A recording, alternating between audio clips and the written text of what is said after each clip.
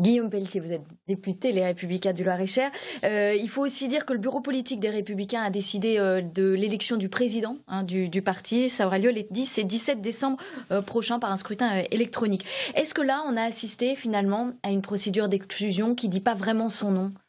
Alors d'abord, merci de préciser l'autre information qui est pour moi encore plus importante, c'est que nous avons décidé à l'unanimité hier que l'élection du prochain président du parti aura lieu fin décembre. Ça veut dire qu'on part pour 5 à 6 mois de clarification, de débat d'idées et de capacité enfin de notre formation politique, qui est très malade aujourd'hui, de redevenir le premier grand parti d'opposition. On va en parler. Sur la question, il y a parfois de la mauvaise foi en politique. Et il y a parfois de la mauvaise foi médiatique. Et je suis très marqué de la dichotomie entre ce que j'ai vécu, moi, hier soir, pendant 3 heures, lors du bureau politique, et la retranscription dans les journaux que vous avez évoqués tout à l'heure.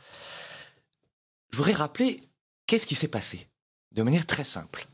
Nous avons des élus qui ont décidé, et c'est leur droit, de faire campagne pour Emmanuel Macron, de s'inscrire dans la majorité présidentielle, de voter la confiance au gouvernement, et de créer un groupe parlementaire dissident. Ils se sont donc, de fait, par leur choix politique, que je ne conteste pas, c'est pas le mien, ils ont décidé de se mettre en dehors de notre famille politique. Il est donc légitime, malgré le politiquement correct, la pensée unique du microcosme parisien, il est légitime que les Républicains disent « ça suffit ». Donc vous étiez pour leur exclusion? Non, hier soir, nous avons dit « ça suffit ». Et nous avons dit de manière claire les choses, de deux manières. La justesse sur le plan politique, ils sont suspendus de toutes leurs fonctions parce que c'est la logique de leur attitude. Et deuxièmement, pour respecter les statuts, parce que nous sommes très attachés au respect du droit, il y a la mise en place d'une commission pour une procédure contradictoire qui pourrait amener à ou leur réintégration ou leur exclusion. Ça dépendra d'eux. C'est-à-dire que... En fait, vous souhaitez que les constructifs s'excluent d'eux-mêmes, presque? Non, moi on souhaite que ce soit clair. Où on est dans l'opposition, dans le premier parti d'opposition chez les Républicains. Et franchement, on est très bien placé. Moi, vous savez que je suis leader d'un des courants les plus importants de ma famille politique. On débat tous les jours de toutes les sensibilités. Moi, je suis très content que ma famille politique, il y ait des gaullistes, il y ait des libéraux, il y ait des centristes, il y ait... voilà. Mais vous dites que la ligne n'est pas claire, mais beaucoup des constructifs, en fait, se sont abstenus lors du vote de confiance.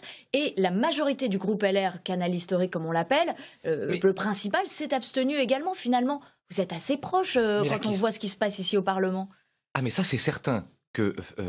Moi, j'aimerais bien qu'on arrête d'ailleurs avec ce mot extraordinaire. C'est-à-dire qu'ils ont pris l'habitude d'être constructifs, eux, avec la gauche et le gouvernement, beaucoup moins avec leur famille politique. Moi, j'ai pas besoin d'être déloyal à ma famille politique, de ne pas respecter les règles pour être constructif. Bien entendu que je souhaite qu'on incarne une droite juste, libre, responsable, qui soutiendra le gouvernement quand ça ira dans le bon sens pour mon pays, et à l'inverse, qui saura s'y opposer. Mais c'est le cas aujourd'hui. Qu'est-ce qui vous différencie? Aujourd'hui, la question, elle n'est pas là.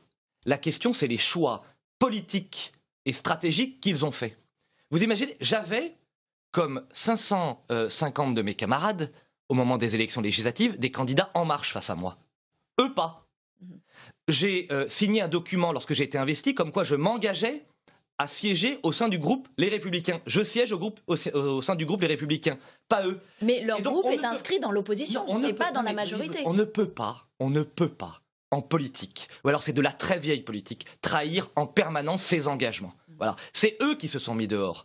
Les électeurs, les Français veulent de la clarté. Moi, ça ne m'empêche pas de discuter avec eux, ça ne m'empêche pas d'avoir des débats d'idées avec eux, mais la famille des Républicains, c'est une famille dans laquelle il y a des règles, et les règles, pour maintenir cette famille debout, elles méritent d'être respectées. Dans le respect de toutes les sensibilités, de tous les débats d'idées, il n'y a aucun problème, mais on respecte la règle. Alors, pourquoi il n'y a pas les mêmes règles pour tout le monde? Parce que là, on parle des membres du gouvernement, de Franck Riester, de Thierry Solère, mais pas de l'ensemble, finalement, des députés LR constructifs qui appartiennent à ce groupe ici à l'Assemblée. Si, on a très clairement dit, c'est d'ailleurs la fin de la déclaration et du communiqué de presse, que jusqu'à l'automne, c'est-à-dire le début de la prochaine session, nous souhaitons que tous les députés qui ont quitté notre groupe puissent revenir chez nous. Mais ils ne passeront pas en conseil de discipline, ceux-là? Oui, ça, on verra sur les modalités. D'abord, il y a un bureau politique qui pourra se réunir à nouveau. Mais vous savez, la question, c'est pas l'addition procédurale. C'est ma fierté hier soir, c'est qu'après un débat long, houleux, compliqué, on a enfin fait un choix de clarté. On ne peut pas être dehors et dedans. On ne peut pas en permanence s'exonérer des règles communes. Vous savez, on ne peut pas prétendre réformer notre pays, rebâtir la droite française qui est bien malade, et faire ce qu'on veut toute la journée. Je vais vous donner un exemple très concret. J'ai été, moi, choisi par ma famille politique il y a 1 an et demi pour être le chef de file dans ma région. Et puis, au nom d'un accord national, on m'a demandé de laisser la place à un centriste, en l'occurrence Philippe Vigier. Je l'ai fait dans le respect de mon parti, dans le respect des statuts. Bien sûr, ce n'est pas très agréable sur le coup, mais au nom de l'unité et au nom de la décision qui fut prise par nos formations politiques, j'ai obtempéré parce qu'on ne peut pas construire solidement sur du roc si on ne respecte pas les règles de la maison commune. Et moi, je souhaite que la droite française redevienne une grande famille politique. Vous nous parliez de clarification tout à l'heure. Donc, les dates du 10 et 17 décembre ont été décidées pour l'élection du futur président du parti. Est-ce que vous aurez le temps? On voit bien que le sort des constructifs sera scellé ou pas d'ici le mois de décembre. Est-ce que d'ici là, vous aurez le temps aussi de clarifier la ligne, de faire peut-être l'inventaire des échecs passés? J'espère, oui, c'est un peu l'objectif. Franchement, à l'heure où nous parlons, on sort d'une année électorale catastrophique. On a tout perdu, ou presque. Et donc il faut tout reconstruire et tout rebâtir. Autour non seulement d'une nouvelle équipe dirigeante, d'une ligne politique claire, de règles qui seraient enfin respectées et appliquées par tous. Moi, je souhaite que la droite de demain, ce ne soit pas la droite de la finance, la droite de la bourgeoisie, que ce soit une droite, au contraire, populaire et rurale, qui s'adresse aux ouvriers, aux agriculteurs, aux habitants du monde rural. On a plein de propositions à faire. Nos idées sont majoritaires. Si demain la droite, c'est uniquement une famille coincée entre En Marche et le Front National, on s'en sortira jamais. Moi, je souhaite qu'on redevienne une droite appétissante, rayonnante, capable de convaincre à nouveau une majorité de Français. Oui, la droite est malade, mais la droite va renaître de ses cendres, puisqu'aujourd'hui nous sommes dans cette situation catastrophique, après 6 mois de grands débats, et j'espère qu'à compter du mois de décembre, nous aurons une nouvelle équipe, une ligne politique, capable de nous opposer à ce gouvernement, de proposer une véritable alternance pour la France. Alors on va faire un petit état des lieux, parce qu'aujourd'hui les Républicains sont partagés sur la ligne à tenir. L'élection présidentielle a laissé éclater au grand jour des divisions entre les pros et les anti-Fillon, et puis entre les pros et les anti-Macron. On voit ça avec Vianney Laurin. C'était le vainqueur désigné d'une élection réputée imperdable. Mais 2 mois après sa victoire à la primaire, François Fillon est accusé dans le Canard enchaîné d'avoir fourni un emploi fictif à sa femme. L'affaire divise les Républicains. Certains remettent en cause la candidature Fillon. 1er mars, le candidat annonce qu'il est convoqué par la justice en vue d'une mise en examen. Malgré sa promesse de retrait, François Fillon maintient sa candidature. Je ne céderai pas, je ne me rendrai pas, je ne me retirerai pas. J'irai jusqu'au bout parce qu'au-delà de ma personne, c'est la démocratie qui est défiée. Bruno Le Maire, responsable des affaires européennes et internationales dans la campagne, se retire, suivi par Thierry Solaire, organisateur de la primaire et porte-parole du candidat. Au Trocadéro, des élus les Républicains font bloc derrière François Fillon. La rupture est consommée. La défaite dès le premier tour accentue encore les divisions.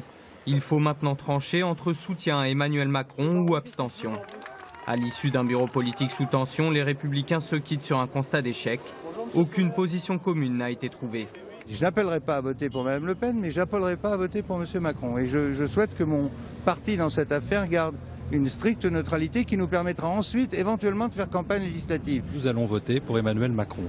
Nous allons le faire à regret, mais nous allons le faire. Emmanuel Macron s'engouffre dans la brèche. En nommant comme Premier ministre Édouard Philippe, membre des Républicains, il fait exploser le parti. Bruno Le Maire et Gérald Darmanin rejoignent le gouvernement. Après les élections législatives, Thierry Solaire, accompagné d'élus les Républicains et UDI, forme le groupe des Constructifs, prêt à soutenir le gouvernement sur certains textes. Le député remporte le poste de questeur traditionnellement réservé à l'opposition face à Éric Ciotti, symbole de la division au sein des Républicains. Se pose maintenant la question de l'avenir du parti qui devrait tenir un congrès en fin d'année. Pour vous, Guillaume Pelletier, comment on en est arrivé là? Il y a l'élément déclencheur là de la défaite de François Fillon? Oui, je pense que ça date d'avant. Ça fait longtemps que la droite française ne s'est pas réinventée. Qu'est-ce qu'on propose à nos compatriotes? On veut enfin défendre la France des travailleurs face aux assistés. On veut enfin défendre la République face à tous les communautarismes. On veut enfin repenser totalement l'école de la République à travers les savoirs fondamentaux et les valeurs de respect, où on continue à céder à tous les vieux pédagogismes et à l'échec scolaire. On a enfin des propositions très fortes et très concrètes pour les habitants du monde rural, c'est-à-dire 51% des Français qui vivent aujourd'hui dans des communes de moins de 10 000 habitants et qui ne reçoivent aucune proposition de la part de notre famille politique. Vous n'avez pas suffisamment travaillé pendant le quinquennat de François Hollande ? Je pense que depuis l'extraordinaire victoire de Nicolas Sarkozy en 2007, c'était il y a 10 ans déjà, qui fut le grand moment de la droite française, on n'a pas su, depuis 2012 et 2017, travailler suffisamment, construire un corpus idéologique, dire ce que nous voulions faire pour demain. Donc le programme de François Fillon, c'était pas le bon finalement. On s'est toujours en tout cas positionné, hélas, ou par rapport à la gauche, ou par rapport au Front National. Si on veut redevenir la première force politique française, si on veut rassembler à nouveau une majorité de Français, il faudra qu'on s'adresse directement à nos compatriotes, avec un programme clair, net et des mesures précises. Et je suis très heureux qu'on puisse, pendant les 5 mois qui viennent, faire cette autocritique, parce que si on en est là, c'est que de nombreuses erreurs ont été commises, mais qu'on soit capable aussi de tracer une perspective et de parler d'avenir. Et moi, ma conviction, je vais vous donner un exemple, je vais déposer une proposition de loi dans quelques jours, par exemple sur la question des transports qui touche les habitants du monde rural. Vous savez que quand vous êtes un citadin, à Paris, Orléans ou Marseille, vous bénéficiez grâce à votre entreprise d'une prise en charge à 50% de vos frais de transport. Pour un habitant du monde rural, qui fait souvent des dizaines de kilomètres pour aller travailler, il n'y a pas d'aide.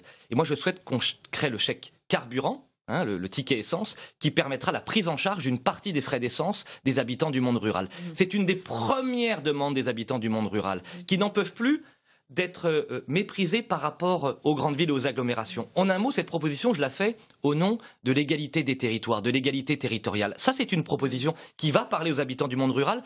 On en a plein à présenter et c'est ce nouveau corpus idéologique et programmatique qu'il faudra présenter à partir de décembre prochain à nos compatriotes.